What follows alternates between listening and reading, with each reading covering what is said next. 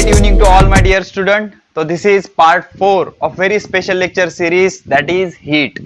तो इससे पहले मैं रिक्वेस्ट करूंगा आपको कि आप lecture number 1, lecture number 2, lecture number 3 या हीट के जो पहले 3 पार्ट है वो अच्छे से देखा हुआ होना जरूरी है, तभी ये पार्ट आपको समझ आएगा। ठीक है, तो इस पार्ट में हम सबसे पहले क्लियर करेंगे एक इंटरेस्टिंग प्रॉपर्टी जिसको बोलते हैं स्पेसिफिक हीट कैपेसिटी। कैपेसिटी मतलब एबिलिटी, क्षमता।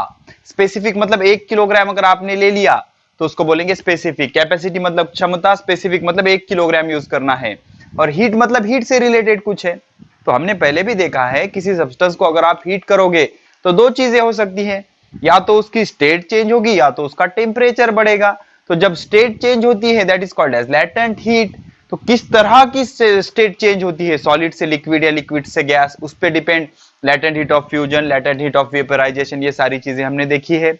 अब टेम्परेचर बढ़ने के लिए क्या हीट लगती है उसको बोलेंगे हीट कैपेसिटी। अगर 1 किलोग्राम सब्सटेंस लिया है तो उसको बोलेंगे स्पेसिफिक हीट कैपेसिटी। अब एक चीज सोचने की हम कोशिश करते हैं, सपोज हम अलग अलग तरह के मेटल ले लेंगे, आयरन ले लेंगे, लीड ले लेंगे, कॉपर ले लेंगे, और तीनों को गर्म करना शुरू करेंगे तो तीनों का टेम्परेचर बढ़ने लगेगा। तो तीनों का टेम्परेचर अगर सेम अमाउंट से हमने इंक्रीज किया तो तीनों को सेम अमाउंट ऑफ टेम्परेचर से इंक्रीज करने के लिए क्या सेम अमाउंट ऑफ हीट लगेगी? सोचो इसके बारे में। नहीं, डिफरेंट लगेगी। क्यों? सबका क्रिस्टल स्ट्रक्चर अलग अलग होगा, सबका इंटरनल एटॉमिक स्ट्रक्चर अलग अलग होगा, तो सबकी अलग अलग रिक्वायरमेंट होगी हीट की। तो जो प्रॉपर्टी उसको लगने वाली हीट डिटरमाइन करती है टेम्परेचर बढ़ाने के लिए, that property is called as specific heat capacity. उसको क्या बोलेंगे? Specific heat capacity. ठीक है, तो let me explain this by taking one beautiful activity for you. तो हम पढ़ने जा रहे हैं स्पेसिफिक हीट कैपेसिटी। ठीक है, तो एक एक्टिविटी करेंगे। इस एक्टिविटी में हम क्या करेंगे, एक वैक्स का कंटेनर ले लेंगे। ओके, एक बड़ा सा कंटेनर ले लेंगे जिसमें वैक्स भरेंगे। ये सारा वैक्स है, ये पूरा वैक्स रखा हुआ है, यहाँ पे वैक्स रखा हुआ है, ये वैक्स का लेयर है, सारे वैक्स के लेयर है। अब इस वैक्स के लेयर में हमने क्या किया, तीन मेटेलिक रॉड डाले, तीनों अलग अलग है, आयरन है, कॉपर है, लीड है। ओके, चलो इसको लाइन टू लाइन क्लियर करते हैं। ओके, सॉरी ये यहां पर नहीं, ये कंटिन्यू है, ये यहां पर जाना चाहिए। ठीक है ना, ये देखिए क्या चीज है, समझेंगे अभी। चलो, तो हमने क्या लिया देख लो। टेक 3 स्पीयर, 3 स्पीयर लेना है। किसके लेना है? ऑफ आयरन, लोखंड, copper and lead of equal मास। तो ये तीनों स्पीयर के मास कैसे है? इक्वल है। तीनों के मास कैसे? इक्वल। सपोज 1-1 किलोग्राम के हमने 3 स्पीयर ले लिए मेटेलिक। एक मेटल है आयरन, दूसरा है कॉपर, तीसरा है लीड। अब क्या किया, put all the 3 sphere in boiling water for some time.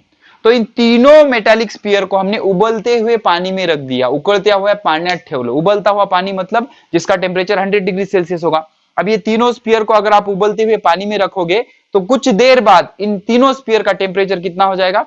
100 degree Celsius हो जाएगा। अब उसके बाद take all the 3 sphere out of the water, now they all will be at 100 degree Celsius. अरे भाई, उबलता हुआ पानी कितने डिग्री सेल्सियस का होगा? 100 डिग्री सेल्सियस का होगा। हमने 3 मेटालिक अंदर कंडक्टर डाल दिए, मतलब एक आयरन है, दूसरा कॉपर है, तीसरा लीड है, इसमें से हीट ट्रांसफर हो सकती है। तो ये तीनों क्या करेंगे? हीट एब्सॉर्ब करेंगे, और कुछ देर बाद तीनों का टेम्परेचर कितना हो जाएगा? 100 डिग्री सेल्सियस हो जाएगा। ठीक है, अब क्या करना है, put them on thick slab of wax. तो जो वैक्स का स्लैब था, यहां पर हमने आयरन रखा, यहां पर कॉपर रखा, यहां पर लीड रखा, तो तीनों को एट अ टाइम हमने 3 स्पीयर को वैक्स के लेयर पे, यहां से यहां तक ये पूरा वैक्स भरा हुआ है, ये पूरा इस तरह से ये वैक्स भरा हुआ है। इसमें पहले पूरा वैक्स भरा हुआ था ऐसा, तो तीनों स्पीयर को हमने उस पे रखा। अब हमें पता है वैक्स जो होता है, मेन जो होता है, थोड़ा सा गर्म होते ही पिघल जाता है। जैसे हमारी मेन बत्ती होती है, गर्म होने पे पिघल जाती है ना, वैसे ही इस पे अगर कोई गर्म चीज रखोगे तो वो पिघल जाएगा। ठीक है, तो हमने क्या किया, put on them on thick, ये जो थिक, इतना थिक ग्लास स्लैब है, यहां से यहां तक का जो ग्लास स्लैब है, इस पे तीनों स्पीयर को हम अलग अलग जगह पे हमने रख दिया। फिर अब note the depth of each spear in the wax. अब ये तीनों स्पीयर क्या सेम डेप्थ तक जाएंगे? नहीं। तो हमने ऑब्जर्व क्या किया कि भाई आयरन स्पीयर तो ज्यादा अंदर तक चला गया, कॉपर स्पीयर कम अंदर तक गया, लीड स्पीयर सबसे कम अंदर तक गया। तो इससे क्या प्रूव होता है कि आयरन ने जो वैक्स को हीट दी वो सबसे ज्यादा थी, ज्यादा हीट दी, इसलिए ज्यादा वैक्स पिघला और ज्यादा अंदर तक चला गया ये। लेकिन कॉपर थोड़ा ऊपर है और लीड सबसे कम है, सबसे कम है। तो इससे क्या प्रूव होता है, देख लो कि the sphere which absorb more heat, ऐसा स्पीयर जो ज्यादा हीट एब्सॉर्ब करेगा फ्रॉम द वाटर, टेम्परेचर तो तीनों का 100 ही था, लेकिन आयरन का 100 तक ले जाने के लिए हीट कैसी लगी, ज्यादा लगी। कैसे पता लगा? The sphere which absorb more heat from the water will give more heat to the wax. जो ज्यादा हीट एब्सॉर्ब करेगा वो ज्यादा हीट देगा, किसको? वैक्स को। More wax will melt, more wax will melt, अगर ज्यादा हीट देगा तो ज्यादा वैक्स पिघलेगा। And the spear will go deeper in the wax, अब ज्यादा वैक्स पिघलेगा तो वो ज्यादा डीपर जाएगा। तो कौन सा स्पीयर ज्यादा डीप गया? आयरन। तो यहां से क्या प्रूव होता है कि भाई जब हमने आयरन को वाटर में डाला था तो एक आयरन ऐसा मेटल था जो जब सबसे ज्यादा हीट उसने क्या की थी? एब्सॉर्ब की थी। Now observe that iron sphere go deepest in the wax, सबसे डीप कौन गया? आयरन गया। क्यों गया? बिकॉज आयरन ने सबसे ज्यादा हीट एब्सॉर्ब की थी। And lead sphere goes the least, lead sphere सबसे कम डेप्थ तक गया। Okay, also copper sphere is intermediate deep, copper sphere दोनों के बीच के डेप्थ तक गया। ठीक है, तो इससे क्या प्रूव होगा कि सबसे ज्यादा हीट किसने एब्सॉर्ब की? आयरन ने, सबसे कम लीड ने, और दोनों के बीच में कौन था? कॉपर था। अब इससे कंक्लूजन क्या निकलता है भाई? कंक्लूजन ये निकलता है, this shows that for equal rise of temperature, मतलब इक्वल टेम्परेचर राइज करने के लिए the three sphere have absorb different energy. Sphere का तीनों का मास सेम था लेकिन मटेरियल अलग अलग था, एक आयरन का था, एक कॉपर का था और एक लीड का था। इन तीनों का टेम्परेचर 100 तक ले जाने के लिए हमें अलग अलग अमाउंट ऑफ हीट उनको एब्सॉर्ब करनी पड़ी, आयरन को, कॉपर को और लीड को, तभी तो वो अलग अलग डेप्थ तक चले गए ना। तो इट मींस, इसका मतलब क्या होता है? The property which determine amount of heat absorb by sphere is different for three sphere. मतलब ऐसी प्रॉपर्टी जो डिटरमाइन करती है कि इसका टेम्परेचर इक्वल अमाउंट से बढ़ाने के लिए उसको कितनी हीट देनी पड़ेगी, ये प्रॉपर्टी तीनों स्पीयर के लिए अलग अलग है। And that property, this property is called as specific heat capacity. उसको क्या बोलेंगे? Specific heat capacity. तो स्पेसिफिक हीट कैपेसिटी क्या होती है? किसी भी, स्पेसिफिक मतलब 1 किलोग्राम, स्पेसिफिक मतलब 1 किलोग्राम या यूनिट मास, कैपेसिटी मतलब एबिलिटी, एबिलिटी किसकी? एबिलिटी, हीट की एबिलिटी, हीट लेने की एबिलिटी। और कितने किलोग्राम की? 1 किलोग्राम की। किस लिए लेना है भाई हीट? उसका टेम्परेचर बढ़ाने के लिए। अब टेम्परेचर कितने से बढ़ाओगे? 1 डिग्री सेल्सियस से। अगर 1 का पता होगा तो बाकी किसका भी आप डिटरमाइन कर सकते हो। तो very simple logic is that amount of heat required to raise the temperature of unit mass of substance by 1 degree Celsius is called as specific heat capacity। तो किसी भी आयरन का 1 किलोग्राम सब्सटेंस का temperature 1 degree Celsius से बढ़ाने के लिए उसको जितना हीट देना पड़ेगा, that heat is called as specific heat capacity. उसको क्या बोलेंगे? Specific heat capacity. तो क्या बोलेंगे? डेफिनेशन क्या होगी देखो, the amount of heat required to raise the temperature of unit mass of substance by 1 degree Celsius called specific heat capacity। उसको क्या बोलेंगे? specific heat capacity। किसी भी सब्सटेंस की अगर आपको specific heat capacity डिटरमाइन करना है तो उस सब्सटेंस का 1 किलोग्राम सैंपल लो और उसका टेम्परेचर 1 डिग्री सेल्सियस से बढ़ाओ, तो जितनी हीट इस प्रोसेस करने के लिए देना पड़ेगा, मतलब 1 किलोग्राम सब्सटेंस की 1 डिग्री सेल्सियस से हीट बढ़ाने के, सॉरी टेम्परेचर बढ़ाने के लिए जितनी उसको हीट देनी पड़ेगी, that is called as specific heat capacity. उसको क्या बोलेंगे? Specific heat capacity. तो बोर्ड सिलेबस में it is denoted by small C, लेकिन एनसीईआरटी में it is denoted by S. Specific heat capacity in NCERT is denoted by S. तो याद रख लेना, सिर्फ याद रख लेना, लेकिन बोर्ड सिलेबस में it is denoted by C. अब इसका यूनिट क्या होता है? Joule per kilogram per degree Celsius. Amount of heat required per unit mass per degree Celsius. Okay, तो एसआई यूनिट क्या हो गया? Joule per kilogram per degree Celsius. और सीजीएस यूनिट क्या हो गया? Calorie per gram per degree Celsius. Joule का CGS क्या होता है? Calorie according to board syllabus, kilogram का ग्राम, सेल्सियस का सेल्सियस ही रहेगा। कई बार इसको केल्विन में भी ले लेते, घबराने की कोई बात नहीं। ठीक है, तो joule per kilogram per degree Celsius, या फिर सीजीएस यूनिट क्या है? Calorie per gram per degree Celsius. तो moral of the story is कि भाई अगर किसी सब्सटेंस का अगर आपको टेम्परेचर 1 डिग्री सेल्सियस से बढ़ाना है और 1 किलोग्राम आपने सैंपल लिया है, तो उसको जितनी भी हीट देनी पड़ेगी, that amount of heat given to that substance is different for different kind of material. Material change किया तो आपको अलग हीट देनी पड़ेगी, एंड जितनी उसको हीट देनी पड़ेगी उतनी हीट को क्या बोलेंगे? Specific heat capacity. तो क्या होगा specific heat capacity? Amount of heat absorb to amount of heat required to raise the temperature of unit mass of substance by 1 degree Celsius is called as specific heat capacity। उसको क्या बोलेंगे? specific heat capacity।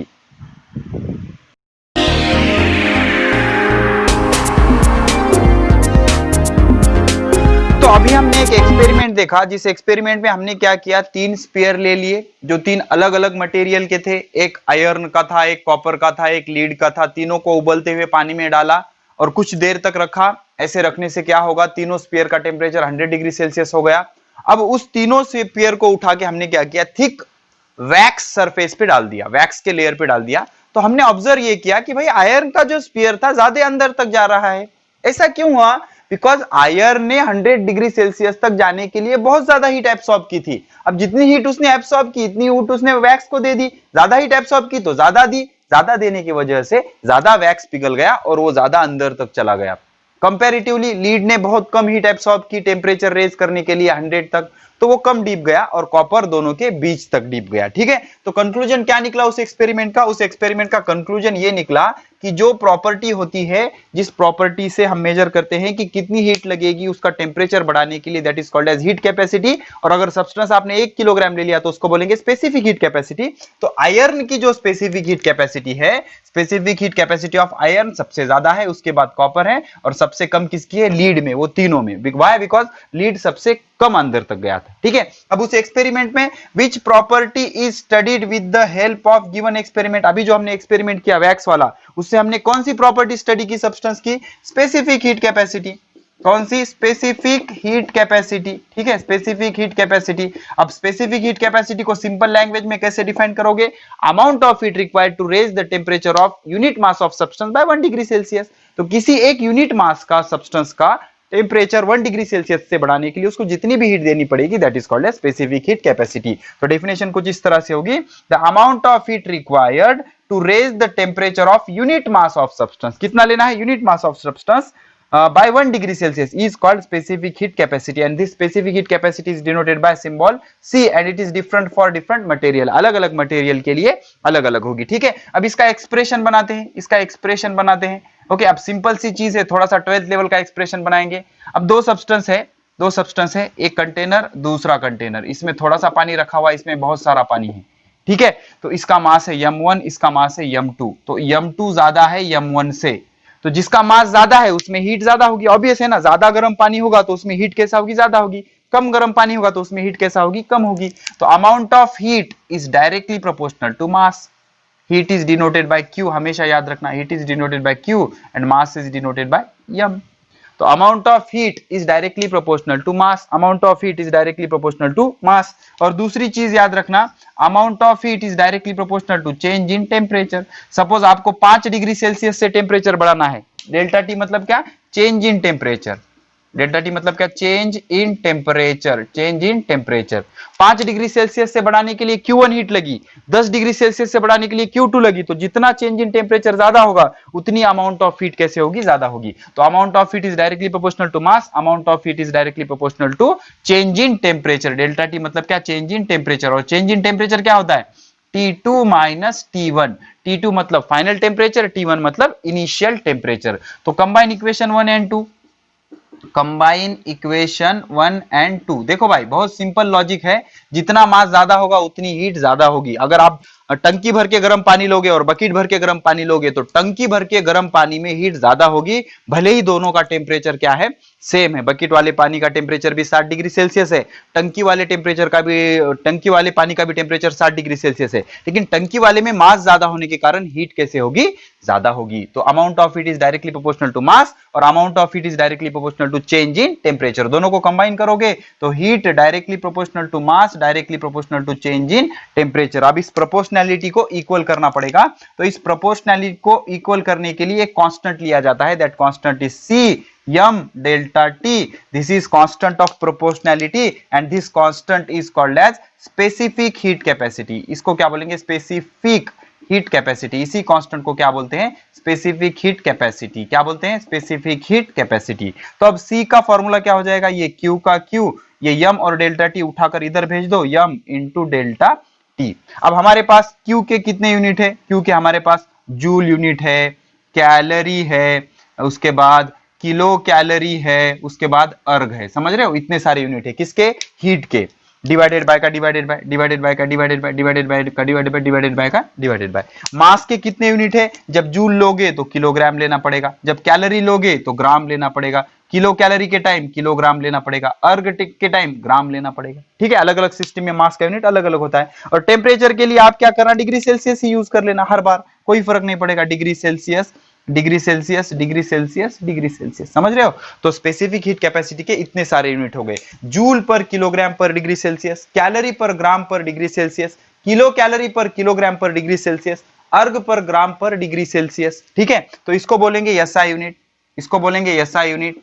ठीक है, ये बार बार use होगा, इसको बोलेंगे CGS unit, CGS unit, और ये अदर यूनिट होंगे उसके, किलो कैलोरी पर किलोग्राम पर डिग्री सेल्सियस, अर्ग पर ग्राम पर डिग्री सेल्सियस। तो यहां से एक चीज समझ में आ गई, वो चीज ये थी कि भाई अगर आप मटेरियल चेंज करोगे तो उस मटेरियल का टेम्परेचर बढ़ाने के लिए एक स्पेसिफिक अमाउंट से जो हीट लगती है अलग अलग मटेरियल के लिए अलग अलग होती है। और ये कौन सी प्रॉपर्टी डिटरमाइन करती है? Specific heat capacity. जिसकी स्पेसिफिक हीट कैपेसिटी ज्यादा होगी मतलब उसका टेम्परेचर बढ़ाने के लिए आपको ज्यादा हीट देनी पड़ेगी, और जिसकी स्पेसिफिक हीट कैपेसिटी कम होगी उसका टेम्परेचर बढ़ाने के लिए आपको कम हीट देनी पड़ेगी। जैसे कि हमने यहां पर सीखा, सपोज आपको आयरन, कॉपर और लीड दे दिया जाए तो सबसे आसान किसको गर्म करना है? लीड को। लीड का टेम्परेचर झट से बढ़ने लगेगा, व्हाई? बिकॉज लीड की स्पेसिफिक हीट कैपेसिटी कम होती है। आपको कैसे पता लगा? जब हमने तीनों स्फीयर को वैक्स के लेयर में डाला तो लीड सबसे कम डीप गया, बिकॉज उसने कम हीट एब्सॉर्ब की थी, तभी तो उसने कम हीट दी वैक्स को, और वो कम पिघलाकर बहुत ही कम डेप्थ तक गया वो। और आयरन सबसे ज्यादा डेप्थ तक गया, तो ये आयरन, कॉपर, लीड में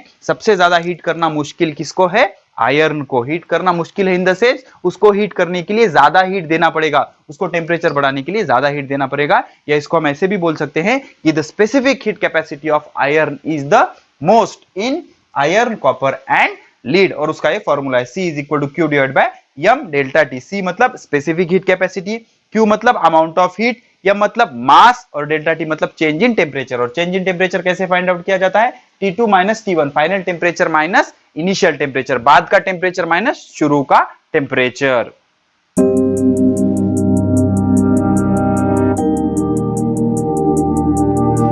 तो अब इसके बाद समझने की कोशिश करते हैं कि भाई अलग अलग सब्सटेंस को गर्म करने के लिए अलग अलग हीट क्यों लग रही है।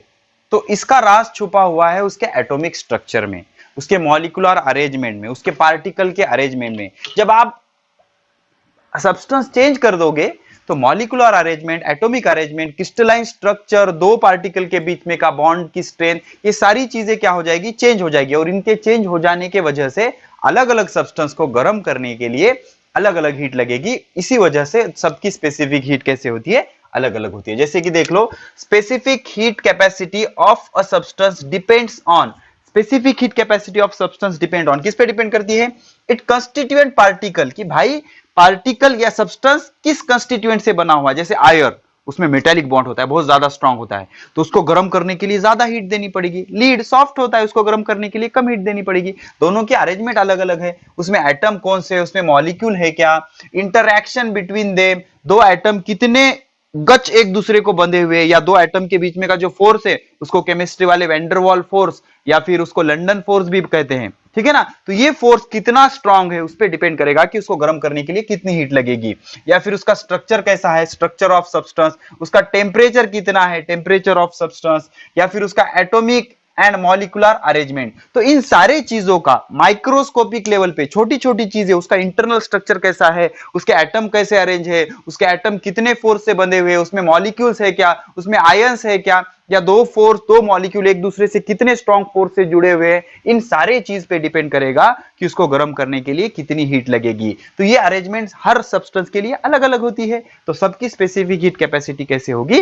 अलग अलग होगी। ओके, तो ये फैक्टर पे स्पेसिफिक हीट कैपेसिटी डिपेंड करती है। तो स्पेसिफिक हीट कैपेसिटी मेजर करने के लिए हम एक प्रिंसिपल यूज करते हैं, उस प्रिंसिपल को बोलते हैं प्रिंसिपल ऑफ हीट एक्सचेंज। क्या बोलते हैं? Principle of heat exchange. देखो क्या है ये, to measure the specific heat capacity हम एक प्रिंसिपल, एक नियम यूज करते हैं। उस नियम, उस प्रिंसिपल, उस रूल को क्या बोलते हैं? Principle of heat exchange. Principal of heat exchange. ये प्रिंसिपल क्या होता है? हमें क्या करना है, एक हीट रेजिस्टेंस बॉक्स लेना है। क्या लेना है? Heat resistance box. पहले तो हम इसको समझेंगे। हीट रेजिस्टेंस बॉक्स मतलब कोई रॉकेट साइंस नहीं होता।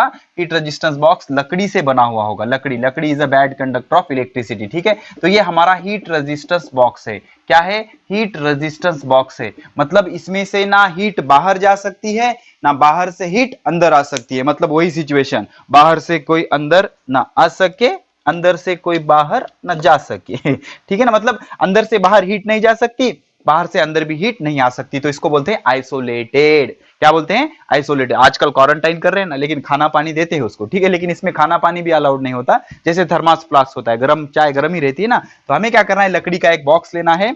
लकड़ी के बॉक्स में हमें क्या करना है? इस लकड़ी के बॉक्स में हमें भूसा भर देना है। भूसा, डू यू नो? भूसा, भूसा, भूसा या फिर थर्माकोल भर देना है। ऐसा ऐसा ये थर्माकोल भर देना है। ये थर्माकोल भरा हुआ है सारा थर्माकोल, ये पूरा थर्माकोल भरा हुआ है, ठीक है। तो इसको क्या बोलेंगे? हीट रेजिस्टेंस बॉक्स बोलेंगे। क्या बोलेंगे? Heat resistant box. Heat resistance box मतलब ये, अगर इसमें कोई चीज अगर आप रखोगे तो उसकी हीट ना वो बाहर जाने देगा ना अंदर आने देगा, ठीक है। अब इसमें क्या करना है? हमें दो बॉडीज ले लेनी है, दो बॉडीज रखने हैं। इसमें दो बॉडीज ऐसे रखने हैं। तो इन दो बॉडीज को हम क्या बोलेंगे? आइसोलेटेड बॉडीज बोलेंगे। क्या बोलेंगे? Isolated bodies. मतलब सराउंडिंग से इनका कांटेक्ट हमने ब्रेक कर दिया ना। मतलब इन बॉडी की हीट अब बाहर जा सकती है क्या? नहीं। अब बाहर की हीट अंदर आ सकती है क्या? नहीं। तो इस बॉडी को मैं बोलूंगा ए, इस बॉडी को मैं बोलूंगा बी। क्या बोलूंगा मैं? बी। सपोज इसका मास है m1, इसका मास है m2। इसका मास कितना है? m2। सपोज इस बॉडी का टेम्परेचर है T1, इस बॉडी का टेम्परेचर है T2। अब ये जो बॉक्स जिसमें ये रखा हुआ है that is heat resistance box. तो हीट रेजिस्टेंस बॉक्स की स्पेशलिटी क्या होती है? हीट रेजिस्टेंस बॉक्स ना अंदर की हीट बाहर जाने देता है, ना बाहर की हीट अंदर आने देता है, ठीक है ना। कंप्लीट उसको वो लॉक कर देगा, ठीक है। तो ये सारा बैड कंडक्टर हमने भरा है। प्लास्टिक हो सकता है, थर्माकोल हो सकता है, या फिर कुछ ना हो तो लकड़ी का भूसा हो सकता है जो हीट को बाहर जाने देगा क्या? नहीं। तो अगर आप ऐसे रखोगे इसको तो क्या हो जाएगा? इसमें की जो गर्म बॉडी होगी वो ठंडे बॉडी को हीट देगी, और ठंडी बॉडी गर्म बॉडी से हीट लेगी, और कुछ देर बाद दोनों का टेम्परेचर सेम हो जाएगा। दोनों का टेम्परेचर सेम हो जाएगा। दोनों का कॉमन टेम्परेचर सपोज कितना हो गया? T हो गया। कितना हो गया? T हो गया। अब ये अलग मटेरियल है, ये अलग मटेरियल है, तो इसकी स्पेसिफिक हीट कैपेसिटी हम C1 ले लेंगे, इसकी स्पेसिफिक हीट कैपेसिटी C2 ले लेंगे। दोनों का मटेरियल हम सपोज मान लेते हैं कि अलग अलग है। अलग अलग है तो इसकी स्पेसिफिक हीट कैपेसिटी अलग होगी, उसकी स्पेसिफिक हीट कैपेसिटी अलग अलग होगी, ठीक है। तो अब ये प्रिंसिपल ऑफ हीट एक्सचेंज क्या बोलता है? अगर दो बॉडीज को जो अलग अलग टेम्परेचर पे हो उनको अगर आप एक दूसरे के कांटेक्ट में या एक दूसरे के कांटेक्ट में हीट रेजिस्टेंस बॉक्स में रखोगे तो जितनी हीट गर्म बॉडी ने, सपोज हम मान लेते हैं, हम ऐसा मान लेते हैं कि late T1 is greater than T2। मान लेते हैं सपोज ऐसा हुआ कि T1 is greater than T2। T2 भी ज्यादा हो सकता है, लेकिन हम मान लेते हैं कि suppose T1 is greater than T2। T1 ज्यादा है T2 से, तो T1 कौन सी बॉडी होगी? Hot body. T2 कौन सी बॉडी होगी? Cold body. तो जितनी हीट हॉट बॉडी देगी उतनी ही हीट कोल्ड बॉडी देगी। सर इतना गारंटी से आप कैसे बोल सकते हो? बिकॉज यहाँ की हीट बाहर जा सकती है क्या? नहीं। बाहर की हीट अंदर आ सकती है क्या? नहीं। तो यहाँ पर दो ही ऑप्शन उड़ते हैं, दो ही ऑप्शन रहते हैं, इसको ये तुझा बिना जरगमना तुझा बिना रायना म्हणल्यासारखं, ठीक है ना। तो क्या होगा? ये इसको हीट देगा, इसके पास दूसरा ऑप्शन नहीं है, हीट ले लेना।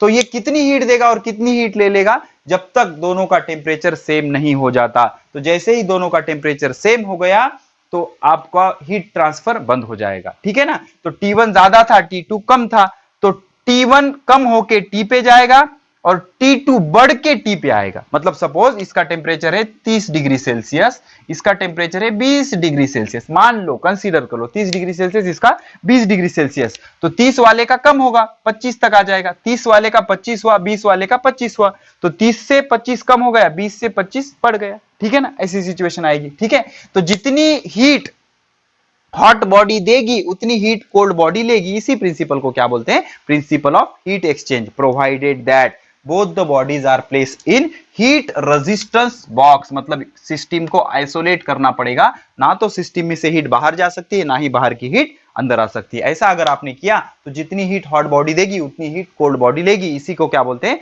Principal of heat exchange. तो चाहिए आइए समझने की कोशिश करते हैं। क्या बोल रहे हैं? If a system of two object, दो ही ऑब्जेक्ट रखे ना भाई, ए और बी, तो a system of two object is isolated from the environment. तो इन्वायरमेंट से उसका कांटेक्ट हमने ब्रेक कर दिया, आइसोलेट कर दिया उसको। कैसे आइसोलेट कर दिया? क्वारंटाइन कर दिया उसको। किसमें? हीट रेजिस्टेंस बॉक्स में। किसमें?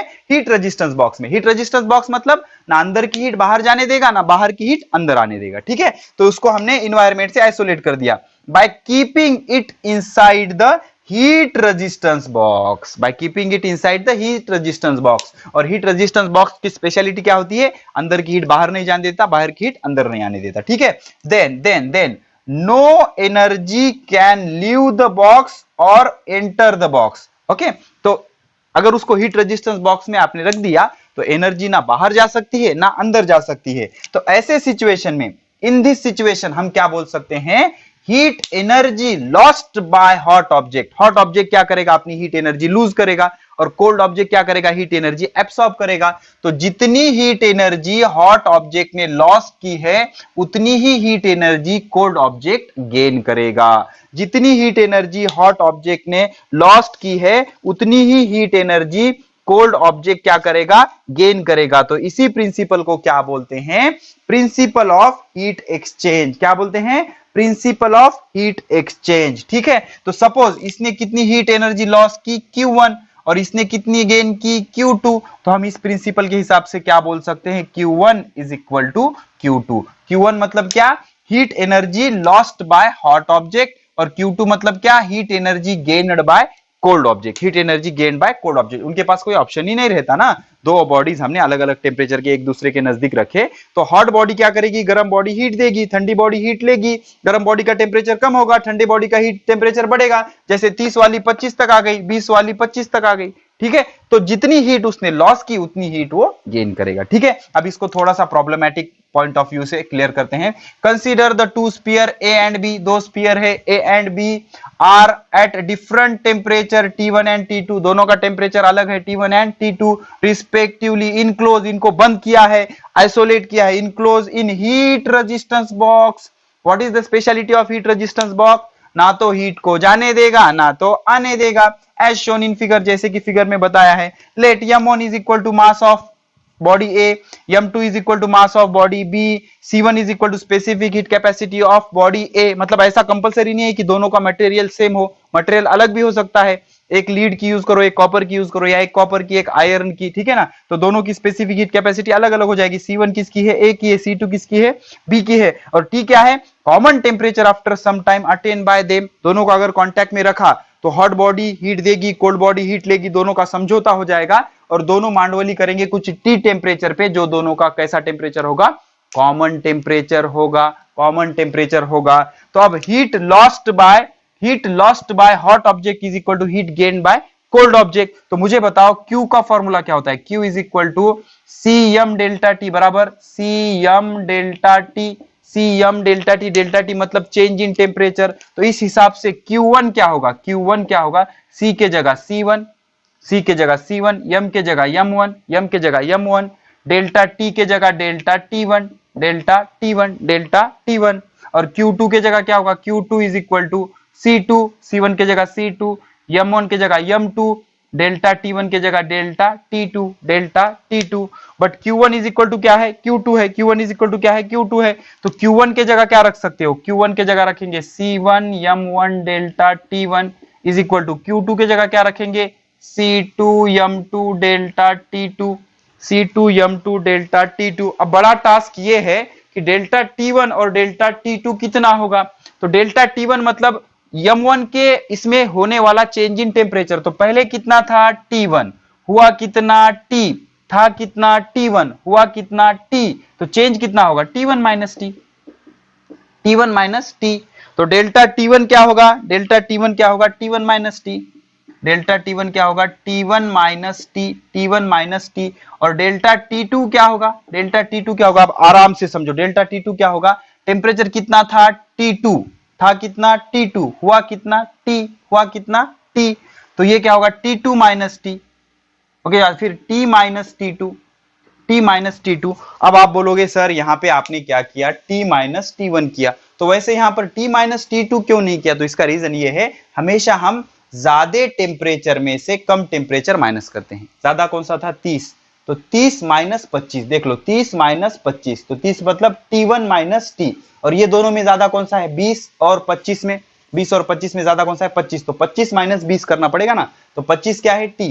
तो T माइनस T2 इसलिए किया, और यहां पर T1 माइनस T क्यों किया, बिकॉज 30 ज्यादा है 25 से। तो उसमें कोई रॉकेट साइंस नहीं है, हमेशा हम डिफरेंस कैसा निकालते हैं, ज्यादा में से कम माइनस करते हैं। तो ये ज्यादा था और ये कम था, इसलिए T1 माइनस T किया, और T2 और T में ज्यादा कौन सा है, T, तो T माइनस T2 किया। तो ये दोनों वैल्यूज यहां पे रखोगे, इसमें रखोगे, तो आप प्रॉब्लमेटिक सिचुएशन से C1 C2 या specific heat capacity of one substance और specific heat capacity of another substance आप डिटरमाइन कर सकते हो। तो इस इक्वेशन से आप C1 और C1 या C2 को फाइंड आउट कर सकते हो। तो प्रिंसिपल ऑफ हीट एक्सचेंज से हम क्या डिटरमाइन कर सकते हैं, specific heat capacity of any substance. और प्रिंसिपल ऑफ हीट एक्सचेंज क्या है, अगर आप दो बॉडीज को हीट रेजिस्टेंस बॉक्स में रखोगे तो जितनी हीट हॉट बॉडी देगी उतनी हीट कोल्ड बॉडी लेगी, और दोनों मांडोली करके कॉमन टेम्परेचर पे चले जाएंगे T, जो कैसा होगा, हॉट बॉडी से कम होगा, कोल्ड बॉडी से ज्यादा होगा। तो इस तरह से आप C1 C2 इस इक्वेशन से डिटरमाइन कर सकते हो। तो we can determine the specific heat capacity of any substance by using principle of heat exchange.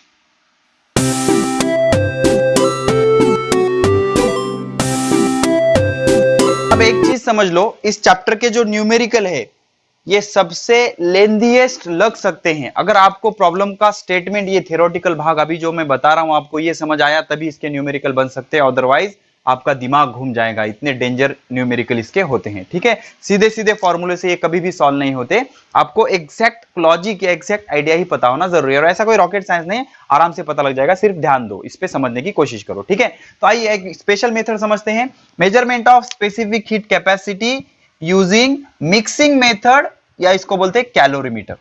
Calorimeter देखेंगे, कैलोरीमीटर एक डिवाइस होता है जिससे हम स्पेसिफिक हीट कैपेसिटी डिटरमाइन कर सकते हैं। ठीक है, तो कैलोरीमीटर के बारे में डिटेल में बताऊंगा, पहले आइए समझ लेते हैं कि स्पेसिफिक हीट कैपेसिटी क्या होता है। सपोज आपसे किसी ने सवाल पूछा कि भाई बताओ किसका टेम्परेचर बढ़ाना आसान है, पानी या लोखंड, तो आप क्या बोलोगे, अरे सर पानी तो आराम से गर्म हो जाएगा ना, लोखंड का टेम्परेचर बढ़ाना बहुत मुश्किल होता है सर।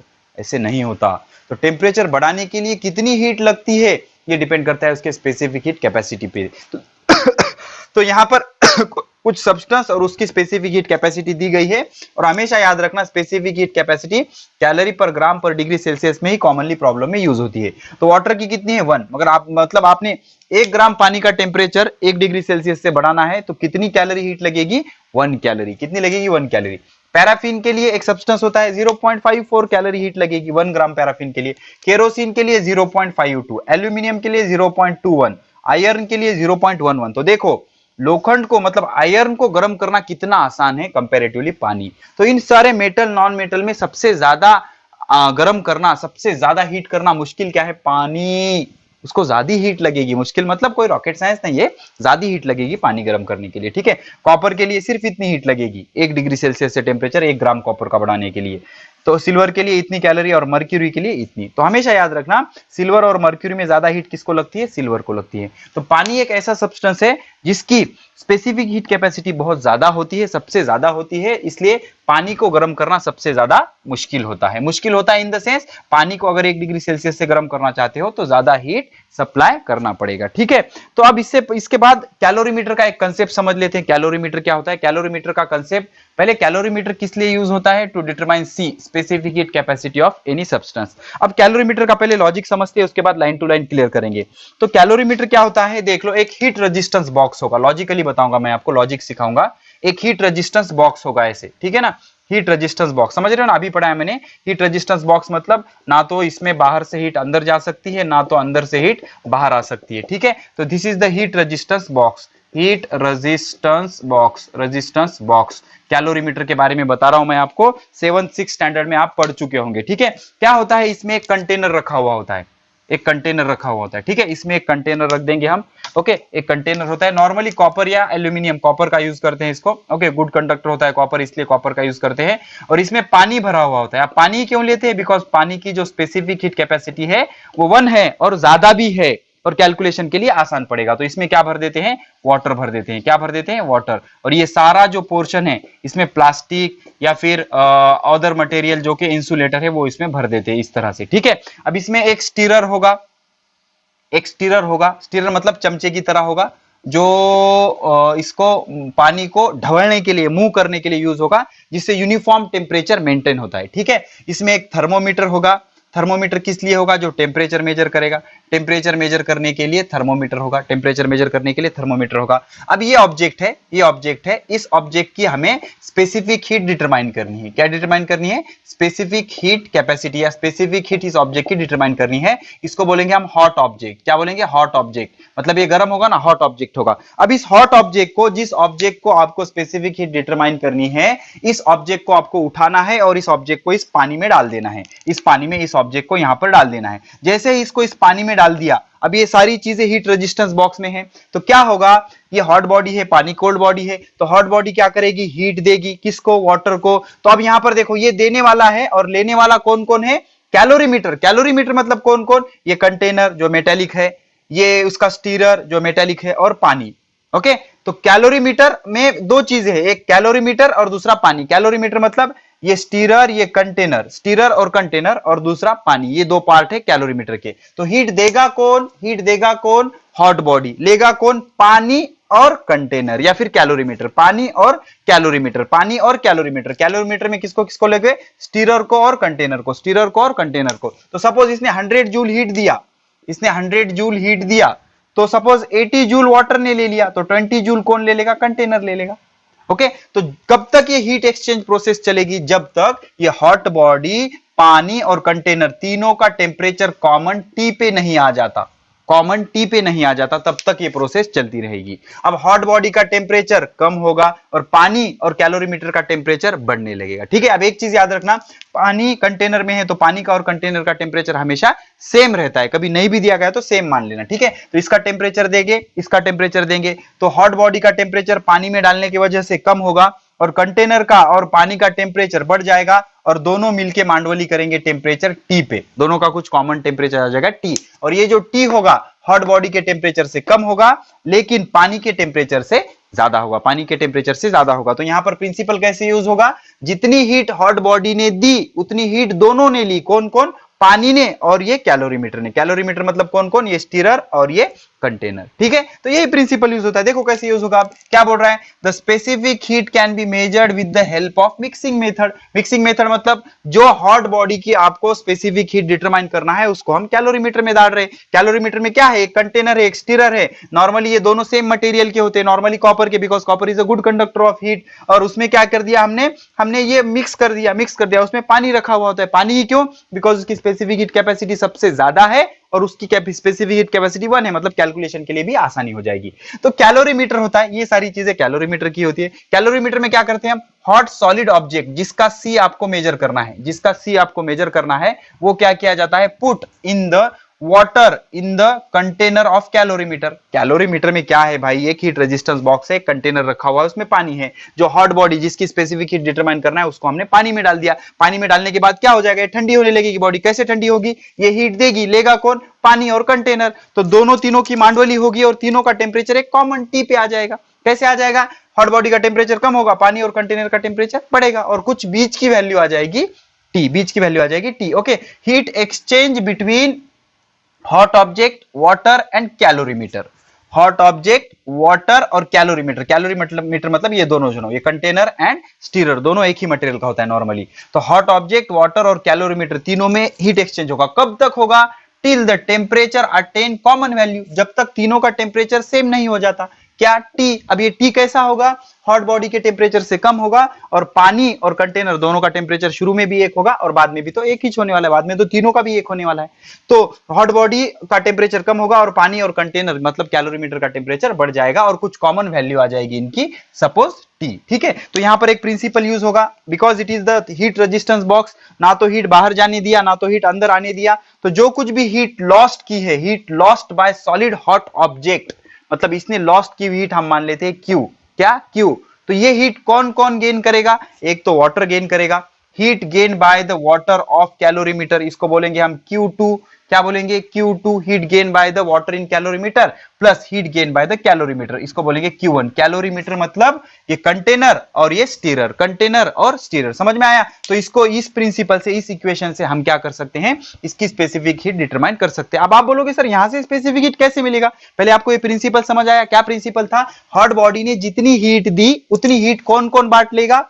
एक तो पानी ले लेगा, एक तो कैलोरीमीटर ले लेगा। कैलोरीमीटर में कौन कौन आएगा, कंटेनर और स्टीरर। कब तक लेंगे, जब तक तीनों का टेम्परेचर कॉमन नहीं हो जाता, तीनों का टेम्परेचर कॉमन नहीं हो जाता। तो heat given by hot object is equal to heat gain by water plus heat gain by calorimeter. अब इस सिचुएशन में तीनों का टेम्परेचर कैसा है, सेम है। तीनों का टेम्परेचर कैसा है, सेम है। अब हीट का फॉर्मूला क्या होता है, हीट का फॉर्मूला होता है Q is equal to CM delta T बराबर CM डेल्टा T। अब हमें पता करना है heat lost by solid object. तो heat lost by solid object क्या आएगा, mass of specific heat of object, जो कि आपको डिटरमाइन करना है, specific heat of object into CM mass of hot body, mass of hot body आराम से मेजर कर सकते हो डालने से पहले, into change in temperature of hot body, change in temperature of hot body, change in temperature of hot body.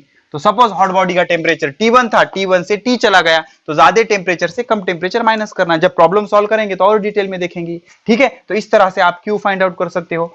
Q2 कैसे find out करोगे, Q2 क्या है, heat gain by the water of calorimeter. तो कैसे फाइंड आउट करोगे, Q का basic formula क्या है, CM डेल्टा T। तो यहां पर C किसका रहोगे, स्पेसिफिक हीट ऑफ वाटर। तो वाटर की कितनी होती है 1, कैलकुलेशन और आसान हो जाएगा। Specific heat of water into mass of water, mass of water समझ रहे हो, into mass of water into change in temperature of water, change in temperature of water. अब वाटर का इनिशियल टेम्परेचर सपोज T2 था, T2 से कहां तक चले गया, T तक। तो वाटर का टेम्परेचर तो बढ़ा ना, तो change in temperature of water कैसे निकालोगे, T माइनस T2। यहां पे कैसे निकालोगे, T1 minus T। T1 minus T क्यों करोगे, बिकॉज T1 कम हुआ, ये ज्यादा होगा, ये कम होगा, ज्यादा में से कम माइनस करो। और T2 से T गया मतलब पानी का टेम्परेचर बढ़ गया ना, तो T माइनस T2 करेंगे। खैर इसको हम प्रॉब्लम सॉल्व करते हो तो और बढ़िया से देखेंगे। तो इस तरह से हम change in temperature of water पता कर सकते हैं। अब Q1 क्या है, Q1 है heat gain by calorimeter. Heat gain by calorimeter कैसे निकालोगे, specific heat of calorimeter, specific heat of calorimeter. तो कैलोरीमीटर नॉर्मली मेटल से बना हुआ होता है, कॉपर से, कॉपर की स्पेसिफिक हीट रखना है वहां पर, into mass of calorimeter, mass of calorimeter. तो कैलोरीमीटर जो डिवाइस होता है उस पे इसका मास लिखा हुआ होता है, तो उसमें क्या करेंगे आप, कंटेनर और स्टीरर का मास लेना पड़ेगा, into change in temperature of calorimeter, change in temperature of calorimeter. तो जितना change in temperature of water होगा उतना ही change in temperature of calorimeter होगा। इनिशियली वाटर कहां पर रखा है, कैलोरीमीटर के कंटेनर में। दोनों का टेम्परेचर कैसे होगा, सेम T2 पे, और दोनों का टेम्परेचर कहां तक गया, T तक गया। तो दोनों का टेम्परेचर बढ़ाना, क्यों, बिकॉज हमने हॉट बॉडी डाली थी उसमें, तो हॉट बॉडी से वो हीट गेन करेंगे, कौन, पानी और कैलोरीमीटर, ठीक है ना, और उससे टेम्परेचर बढ़ जाएगा, क्या हो जाएगा, T। तो ये डेल्टा T ऑफ वाटर और डेल्टा T ऑफ कैलोरीमीटर का फॉर्मूला क्या आएगा, T माइनस T2। T2 मतलब initial temperature of water and calorimeter. और Q में जो डेल्टा T है इसका फॉर्मूला क्या आएगा, T1 माइनस T। समझ रहे हो, T1 माइनस T। T1 मतलब temperature of hot body initially, T मतलब temperature attain by the hot body after exchange of heat, ठीक है। तो यहां पर क्या है, इस इक्वेशन में ये जो इक्वेशन बना इसमें एक चीज है, कौन सी, specific heat of the object. तो ये सारी चीजें अगर आपको पता है तो इस एक्सपेरिमेंट से आप स्पेसिफिक हीट ऑफ ऑब्जेक्ट आराम से पता कर सकते हो। इसी मेथड को बोलते हैं मिक्सिंग मेथड या फिर कैलोरीमीटर। अब यहां पर सारा थ्योरेटिकल भाग हीट चैप्टर का खत्म हो गया। इसके बाद एक ही लेक्चर बनाएंगे हम, जो होगा पार्ट 5, जिसमें इस चैप्टर के पूरे न्यूमेरिकल ले लेंगे। अब न्यूमेरिकल लेने की ट्रेंड हमें चेंज करना है, सारे न्यूमेरिकल मैं नहीं सॉल्व करूंगा, मैं 2 से 3 न्यूमेरिकल सॉल्व करूंगा और उसको बाद उस टाइप के उसी जैसे न्यूमेरिकल आपको होमवर्क के लिए दूंगा, आपको खुद से वो ट्राई करने हैं, ठीक है। तो जल्दी मिलते हैं पार्ट 5 में, तब तक पढ़ाई करते रहे। All the very best.